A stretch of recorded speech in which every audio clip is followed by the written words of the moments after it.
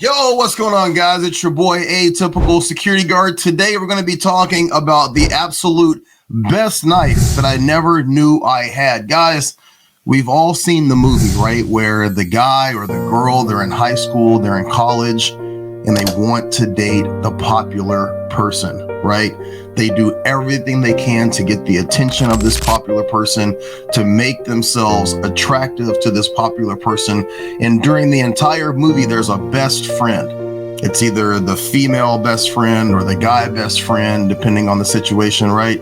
And throughout the movie, you're thinking to yourself, that's the perfect one for you. Guys, listen, in my knife journey to find the perfect EDC fixed blade, I have looked at all types of different knives. I've actually purchased some really good knives. I've messed around, so to speak, with some really attractive knives. But then it dawned on me that in one of my cabinets, in one of my drawers of my many, doohickeys and doodads, I had this old brown knife. And for the life of me, guys, I have no idea where I got this knife. I know it was in Pennsylvania. I don't know the circumstances, and I don't understand how this knife came into my possession. But guys, this is a Benchmade Adamas fixed blade with an MSRP of $247.50. Now, if you've been following my platform for the past couple of weeks, you know that I do not purchase knives that go over my $60 limit. However, in one of my drawers, I have a unused Adamas fixed blade knife. Now, guys, I want to talk to you about the top 5 reasons why this knife is so amazing. But before we do that, let's go over just a couple of the specs. Now, listen, this knife has military origins. It was designed in collaboration with military professionals for extreme durability, and it is extremely durable. It's got combat-proven capabilities. It's used by soldiers in real combat scenarios, earning trust for its reliability.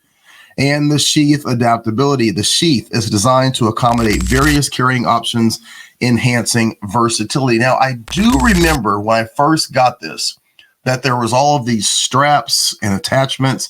And guys, I'm going to be honest. I'm thinking back. I'm kind of a little foggy, a little hazy. I'm getting older. But I do remember having the entire box with this knife and all of the attachments that came with it. And at the time, I had no experience with MOLLE vest or having any sort of MOLLE bags or even a thought to carry this on a bag or a vest.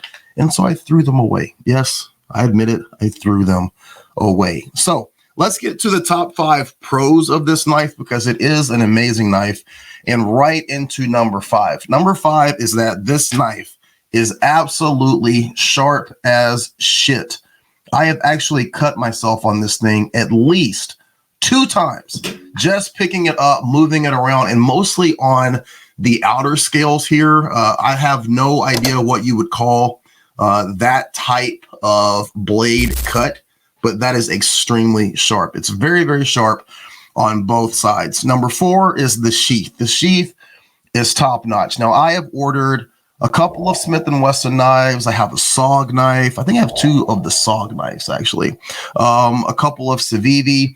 The sheaths always leave a little bit to be desired. I think that of the knives that I've named, the only one that I would say has a decent, really good sheath for a $65 knife is going to be the SOG Silpup Elite. Aside from that, all of the other sheaths have been just kind of, some have actually been trash, but the sheath for this knife specifically, an amazing, amazing sheath.